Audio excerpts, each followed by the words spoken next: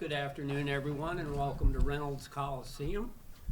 We're getting ready now to do our student athlete news conference for our first game. And we will go ahead and open the floor up for questions. First of all, hey guys, we're doing the ESPN call tomorrow, so glad to see all three of you here. I hope that we bring in all three of you guys. So we can just go down the line here for my first one. Okay. I know this is Longwood's first ever NCAA tournament. Y'all were 3-27 a couple years ago. This has to be an incredible feeling. Can you just put into words what it means to be here? I mean, it's really exciting. I think we worked hard for this moment, and just to be here, just making sure that we enjoyed the process and continue to enjoy it, just soak it all in. Like you said, we were 3-27 our first year. Well, they were, but and just to see where we came from, and Tillett and the staff recruiting and putting us all together, and that, like, us just staying true to the process and enjoying the journey, and now we're here. So. Yeah, I think off that, Tillett brought in just a great group of women who come together, and it's pretty evident on the court that we're very close and we have great connection on the court. So it's rare that you get a team like that. So it's pretty cool to be a part of the history and a part of this team.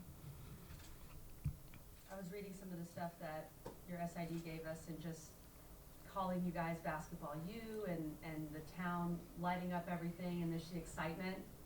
Have you guys felt that, especially with the men as well? Anybody? For sure. Like, they say, like, you play for more than just the name on your jersey. And Longwood, the community has shown that. Like, I was in the McDonald's line, and the lady was like, "We're so proud of you. Like, good job. Like, you're making us all proud." And just to hear that is a big deal, and just shows the support of a small town. Mm-hmm. When you guys look at the mount, what stands out? Have you been able to watch a lot of film, or is that going to be more of a focus today?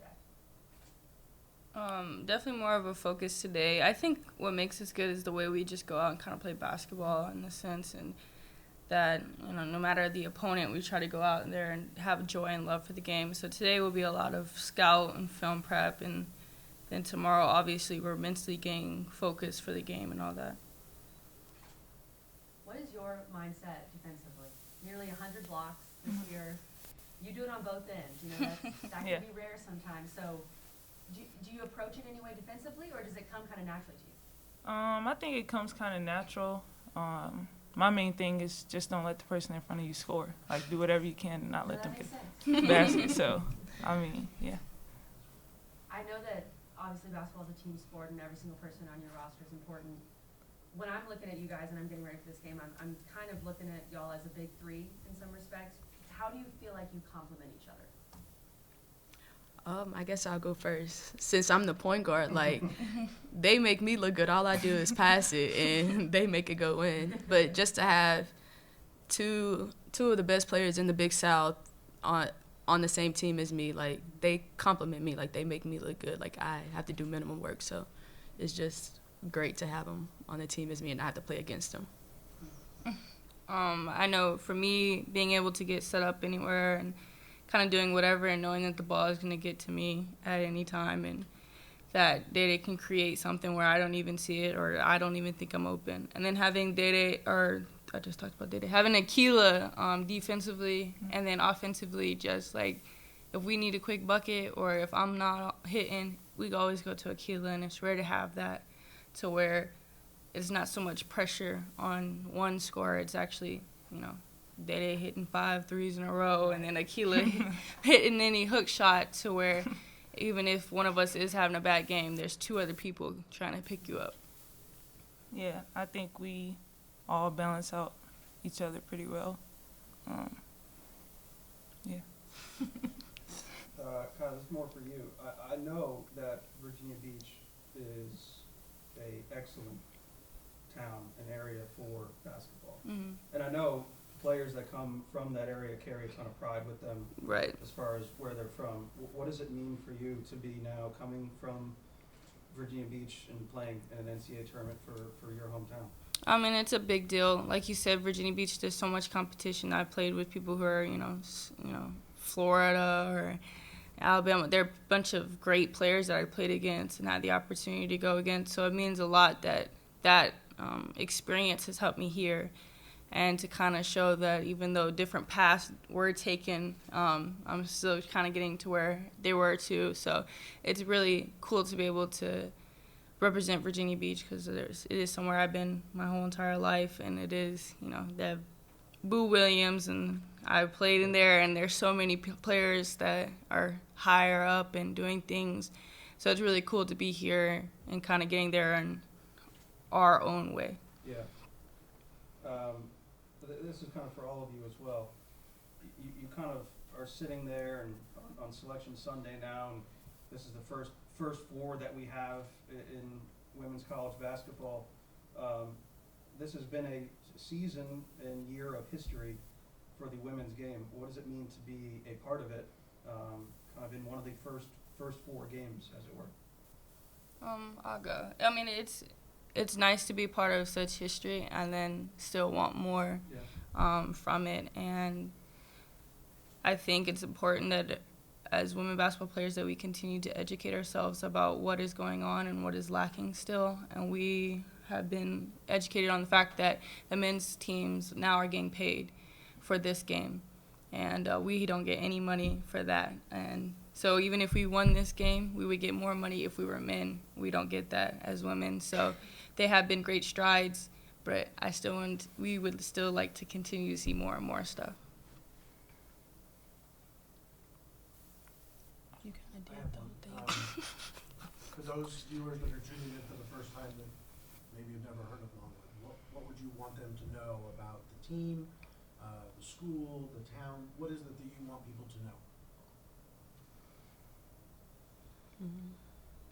Just how joyful, I guess. Like our bench, if that's the first thing you watch, the first game you see, watch the bench. Don't even watch us, because just how much love we have for each other, no matter who's scoring or doing anything, the way we cheer for each other, and that is exactly the way the fans and our support at home would cheer for us. So that, I think, is what describes Longwood perfectly, is just joy and love.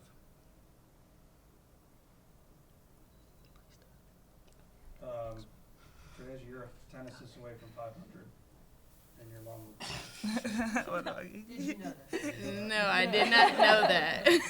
No It's our job to know that. I didn't know that. So now you got to get 10 assists in the game. Yeah, no pressure. For sure, I'll make that happen. Yes, sir. Yes, sir. Any nerves at all or no?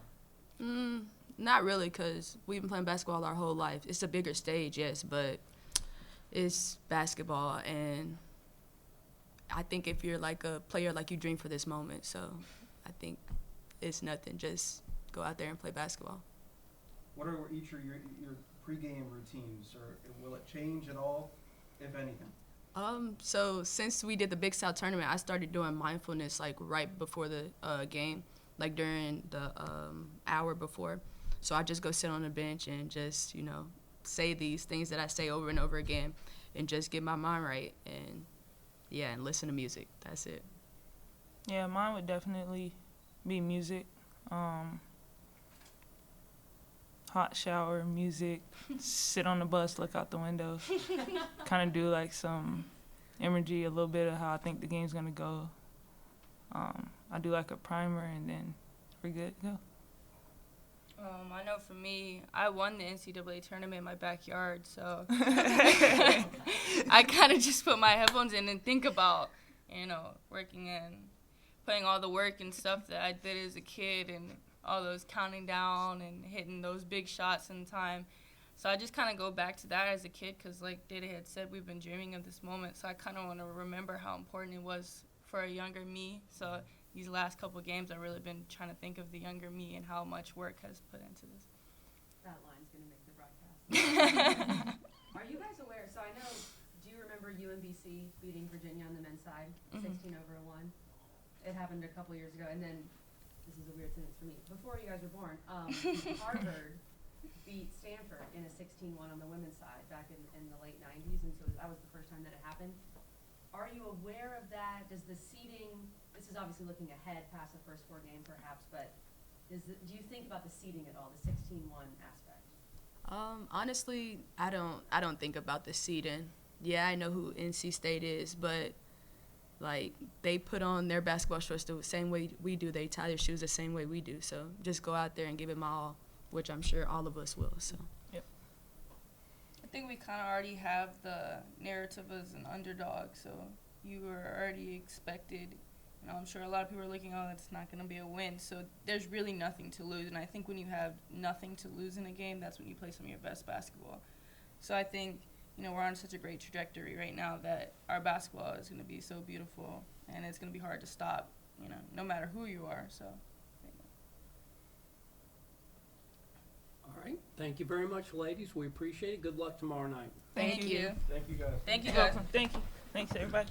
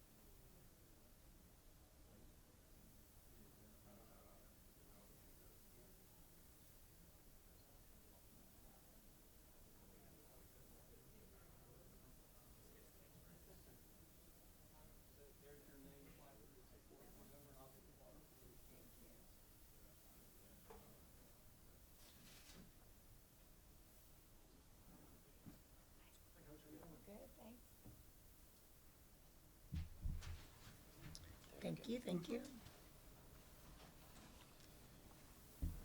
All right, and then we will now begin the coaches portion of the Longwood press conference. Coach, if you could make an opening statement, please.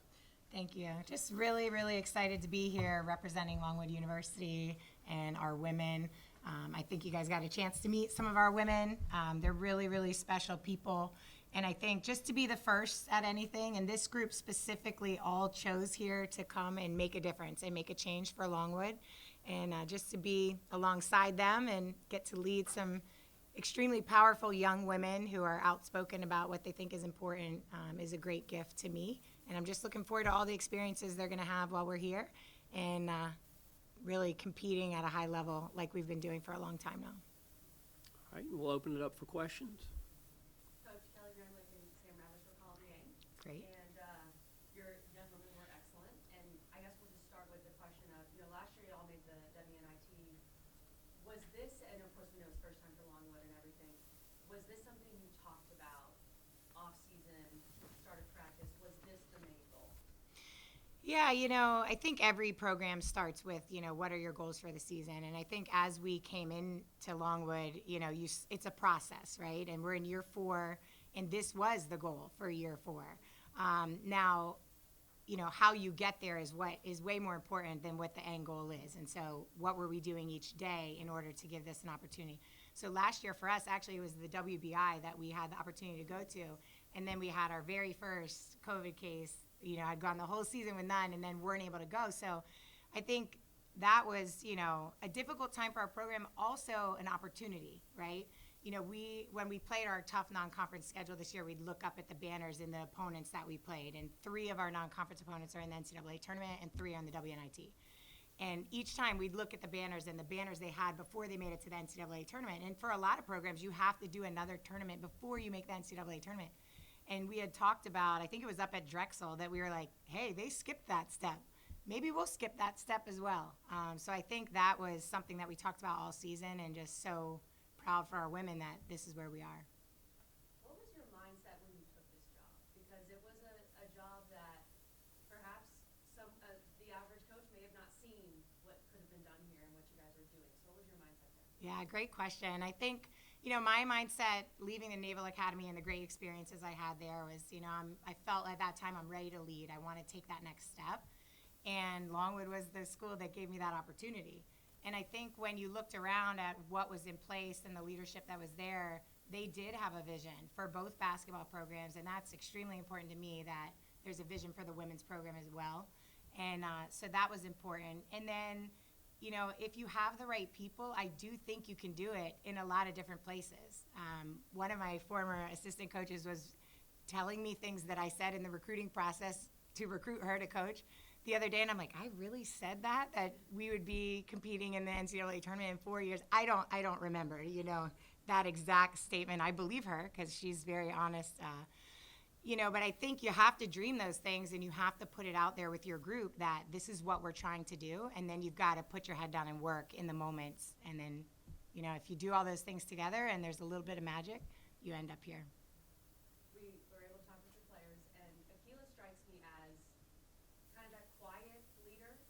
Has that been, I mean, I think you have some good personalities there where the other two are a little more outspoken, but she's, I mean, Big South Player of the Year. So what is it like coaching a player like that maybe you have to encourage to get out of her shell sometimes? Yeah, Akila's growth process in her 4 years at Longwood has been incredible. When she first got here, she was recovering from an injury and was quiet and, you know, trying to figure out, you know, becoming a woman on her own and moved far from her family in Florida.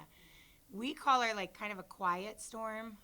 You know, she's the calm to maybe some of the more, you know, loud, outspoken styles of leadership that we have within our program. And I think that's what's so special about bringing a group of women together, right? Each one of these women can be exactly who they are, authentically themselves, lead in the way that fits them best. And we need Akila's leadership, even if it's quiet. And I think sometimes that's a misconception when people discuss leadership, that it's only the people in the front of the room talking into the microphone. No, there's a lot of other people leading that enabled us to get here. And I mean, she's special on the floor. The fact that she can do it on both ends is huge. You know, that's what people say when they hear about Akila. She can play both sides of the ball, and everybody wants that for their program. But you do have people that become specialists. And Akila, first of all, her ability defensively to guard every position 1 through 5. And, you know, those people that watch us, if another player's going off, then we'll just, okay, move Akila and move Akila to someone else and let her be disruptive in that space. And she does it with such a peacefulness, a calm. You know, there's a time where she said she felt a little bad that she did that to an opponent. And the rest of us are like, we do not feel bad. We are really glad that you shut down that opponent. But she has just that care for other people that comes through in her play as well. Do you remember the game where she felt bad that she shut Oh, I do. I don't think we can say the opponent, you know, because it was a conference opponent. So, you know, we can't give fuel to anybody. But I remember after her saying, well, yeah, and we're like, no, we needed that from you, and thank you for doing that. So I asked about this too, but obviously it takes a whole roster. It feels like you have a legitimate big three here, though, that complement each other really well. Is that something you thought about when recruiting these three together? Great question. You know, sometimes in the development of a program, you don't know which ones are going to rise. Akila was here when I got here, so great gift to walk into a future player of the year and defensive player of the year, 2-time defensive player of the year. And I think for her, like we talked about, it's just her maturation process through the 4 years. Day we recruited from Trinity Valley, and were, you know, the first time I saw her play, I was like, gotta coach her. Like, I have to coach her. You know, I actually joke with our athletic director, Michelle Meadows, before Day got here, I said, if we get her in the recruiting process, she will know everyone on campus. And our athletic director, you know, they hear those things from us as coaches, and they're like, yeah, we hear you. You guys say that about a lot of people that you fall in love with in the recruiting process. It's true. Everyone at Longwood University knows who Day is and has, yes, she has some level of relationship with everybody because she can make everybody feel like they're the most important person in the room. And then Kyla's recruiting story, you know, she was available late, and anyone that's seen her play, you're like, how is that even possible? And I remember an assistant did an eval on her. I went and watched her. Within 6 minutes, I'm calling our associate head coach at the time saying, how is she available? Is this real? Is this true? And she's a player that, you know, really kind of old school, truly developed her entire game in her backyard. Like, we have images of it. You know, her dad built nets all around to catch the ball while she's shooting. They had, you know, plywood up that they painted. They're an artistic family that had, like, you know, artwork on it. It's such a visual image for me, you know, when she shared those pictures. And that's where she worked on her game.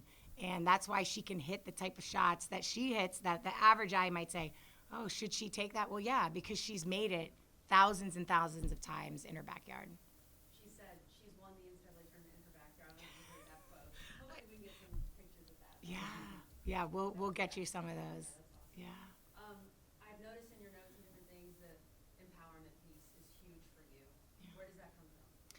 I think, you know, as I was working with these women at Longwood, it just became more and more present. And I think it's the time in history to be alive for women to watch it come to fruition, right? Women have been fighting these battles forever, for as long as time. And I think that this is an amazing time to be alive in college athletics. So some of the ways we incorporate it in our program is we bring in powerful women to speak to our women. Because if you can see someone doing something and talk to her and hear her story and her adversity and trials that she overcame, and you hear that, and then that becomes part of your, okay, well, I can do whatever I want to do in my life, dream my biggest dream, and go get it, no matter what's in my way. We've had WNBA players speak to us. So I just think those things become a part of the fabric of the entire program. And what we want is dream your biggest dream, achieve it with us, and then go get another one. And then as they grow and leave us, that'll still be, I hope, our presence in their life, that they're calling back and saying, hey, this is what I did. And that our challenge to them as a staff is, okay, what's next? What are you going to go after next? Coach, take the time. We're really excited to get to tell your story. Thank you. I can tell you that. I know you grew up in kind of a household of teachers and educators. I'm curious, how do you balance the coaching aspect along with being a teacher to some of these young women? Yeah, great question. You know, I am fortunate. All of us teach. We say the original six because obviously everybody got married and brought other people into the family. But the original six are all teachers, and I still consider myself a teacher. My classroom now is the court. And, you know, our Sunday night dinners were what's everybody's team doing. My youngest brother didn't go into sports, but we joke that we got him into the family business. He coaches robotics. So everyone coaches, everyone teaches. You know, I think if you approach coaching like teaching, then when there are mistakes, when there are failures, then there are opportunities to learn and opportunities to grow. And if you keep that as your focus, now I'm intense and I'm passionate and I want us to be successful every time we go out and practice or a game. When that segment is over and we reflect and we look at it and you approach it as a teacher, then you're going to be able to figure out the ways to improve. And I think, you know, they teased me this morning. We did a session this morning and they said, oh, this is the teacher side of Tillett coming out. And I still love those moments of sharing information and, you know, increasing their knowledge so that they're prepared in these environments to be really successful. I know, and I spoke with Kai kind of a little bit about this, but the sense of pride coming from the area that she does, and I think, is Adriana from there too? Yep, Adriana's from Chesapeake and Kyla, Virginia Beach, yep. And I know that whole area is behind you guys and in Farmville right now. What is kind of your message for those folks there, because they're a proud basketball community? Yeah. I think first we're really grateful to the support. You've just watched the support of both programs rise at the same time. And this year, the biggest rise, obviously following both teams' simultaneous success, you know, it matters. People caring about other people, not just basketball, not just sports, in life. We could use a lot more care across the world. And I think, you know, their care about our programs really matters. And then, you know, it's still something that we talk about in terms of women's empowerment. Their care about women matters. It matters, and it will impact these women as they pursue their careers, their families, and they go out to make impacts in the world. So huge thank you to Farmville specifically. And then the Virginia Beach and Chesapeake areas, that's where we find a lot of really incredible talent in the women's basketball area. So we appreciate their support. The news channels came out and interviewed Adriana and Kyla, and just so excited for our women to have those opportunities to tell their stories that are really special ones to tell. Last one for me. I know, you know, we asked your players, are there any nerves involved? And they, of course, all said no. But we understand this is a different arena. Yes. And this is a different kind of avenue that they have paved for themselves. And they look to you to kind of be that calming voice. What is going to be your message to the team before the game tomorrow? Yeah, great point. Well, some of the message might still come to me between now and then because I'm constantly looking for inspiration that will motivate them. We actually had a leadership meeting last night, and we talked about that with the group of 5 women that lead. The 3 that you guys met, Day, Akila, Kyla, and then Ann and Adriana are also on that leadership team within our team. And we talked about how in the championship game against Campbell, we really were at a level where you want to get people in the zone, and we had multiple people in the zone, and then you're trying to recreate that anywhere you go. So how do we recreate that environment in an NCAA tournament game atmosphere? One, our non-conference schedule, we do believe, helped us. So the big lights, I think that part, I hear them saying they're not nervous. I like to hear that them saying that. As a coach, I know that there will be pressures and experiences that they just haven't had yet, so they don't know yet how they're going to respond. We've spent a lot of time this year working on mindfulness. We're actually going to do one to open our practice session. That's just guided meditation and to put yourself in those situations before you get there.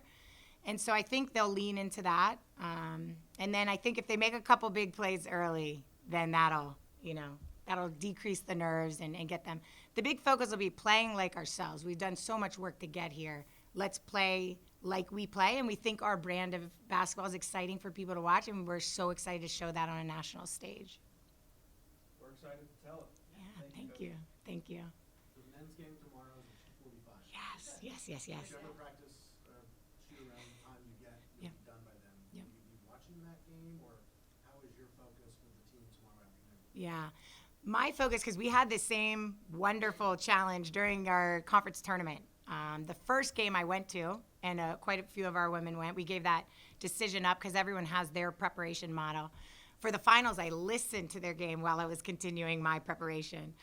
So for me, it'll probably be a listen and continue preparation for our team. And then our women, I think probably half will watch it live, and some will do their normal game day routine because they're so, it's important for them to follow those, whatever makes them play, in that zone. But we will be so excited. And I love the story. I don't know if they told you, when people were asking Kyla specifically about when the men won our conference championship first, and how did that make us feel? Did that add pressure? And Kyla was like, we were not coming back with a runner-up trophy after the men just won the championship. So it just gave more fuel. Didn't add pressure, just gave more fuel. So I love hearing Kyla tell that story about her passion for both programs and saying, hey, we're gonna keep elevating as well. Are the two teams close? Generally, student athletes know each other on campus. Yeah, both programs are close in a unique way, and there's a couple of factors why. In some programs, you have different practice facilities. We share our practice facility. Our offices with the men, in many schools, you're in separate suites. We are literally across from each other. So I think some of those things have, aided us in having these proximity, helping our relationships grow. So I'll sometimes pop into Griff's office, he'll pop into my office. Obviously, we're both very focused on our programs, but that ability to share between staffs, and that happens with our assistants. And then our women, there's some camaraderie with using the shooting machine, Dr. Dish, like who's getting on, what time are you guys in? And so there's good camaraderie about that. And then I think because both programs, had this great rise at the same time, it has drawn some connections. And like Farmville did the parade for both teams. They got to share in those moments together. That's really special, and I think it'll, be something they remember for a long time. All right, thank you very much, Coach, and good luck tomorrow night. Thank you so much. Thank you, everybody, for the coverage. A recording of this press conference will be available in the NCAA Digital Media Hub at www.ncaa.veritone.com. Transcripts are provided by ASAP and will be posted shortly. Thank you for coming. Thank you. Appreciate it. 2:05 is when the Mount St. Mary student athletes are due. Thanks, Coach. Good luck.